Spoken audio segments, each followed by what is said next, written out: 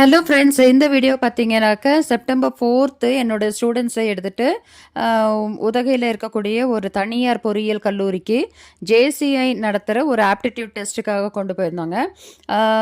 நிறைய பள்ளியிலேருந்து ஸ்டூடெண்ட்ஸ் எல்லாம் வந்திருந்தாங்க. ஏற்குறைய ஒரு 400+ வைங்களேன் ஸ்டூடெண்ட்ஸ் எல்லாம் வந்திருந்தாங்க.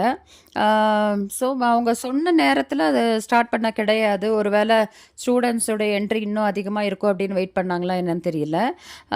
400+ அப்படின்னு சொல்லியிருந்தாங்க. டைமிங் வந்துட்டு 10 to 11:30 சொல்லியிருந்தாங்க. ஆனாக்கா முடியறக்கே 1 o'clock ஆயிடுச்சுங்க.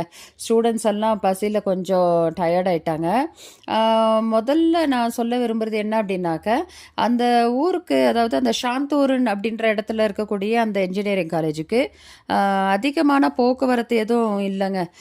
பஸ்ஸு பார்த்தீங்கன்னாக்கா ரொம்ப நேரத்துக்கு ஒரு முறை, அதாவது ஒன் hour அப்படி தான் ஆகுது.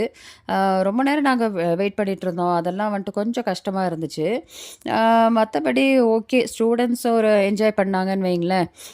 லைப்ரரிக்கு நான் போயிருந்தேன், அந்த காலேஜோடைய லைப்ரரிக்கு. பேருக்கு சொல்கிறதுக்கு கூட ஒரு ஸ்டூடெண்ட் அங்கே இல்லைங்க. ஏன்னு தெரியல. ஆனால் காலேஜஸ் நடந்துட்டு தான் இருந்தது. ஒரு ஸ்டூடெண்ட்டு கூட அந்த லைப்ரரியில் கிடையாது. லைப்ரரியும் அவ்வளோ பெரிய லைப்ரரிலாம் கிடையாது. ஆனால் நம்ம லைப்ரரின்னு எதிர்பார்த்துட்டு போனோம் அப்படின்னு சொன்னனாக்கா அது ஏமாற்றம் தான். ஸோ இன்ஃப்ராஸ்ட்ரக்சர்ஸ் அவ்வளோ கிடையாது. அந்த காலேஜுக்கு நான் ஒரு ப்ரமோட் அப்படி நான் பேச கிடையாது. ஸோ அங்கே நான் அனுபவித்தது தான் நான் சொல்கிறேங்க. ஸோ இந்த வீடியோ உங்களுக்கு பிடிச்சிருந்துச்சுனாக்கா லைக் பண்ணுங்கள், ஷேர் பண்ணுங்கள், சப்ஸ்கிரைப் பண்ணுங்கள். மீண்டும் சந்திப்போம்.